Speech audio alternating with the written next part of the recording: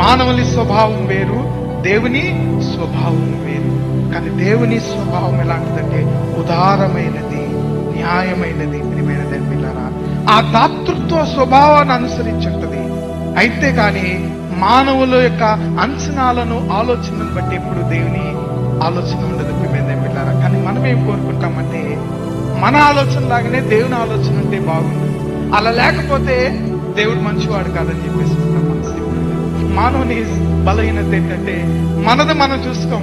మనకి ఏదైనా గిఫ్ట్ రాగానే పక్కన వాడి గిఫ్ట్ చూస్తాం. మనం ఎలా మన గిఫ్ట్ ఓపెన్ చేయం. మనం పక్కనోడి గిఫ్ట్ ఓపెన్ చేసిన తర్వాత అది ఎలా ఉందో మనం చూసిన తర్వాత అప్పుడు మన గిఫ్ట్ మనం ఓపెన్ చేయడానికి ప్రారంభిస్తాం.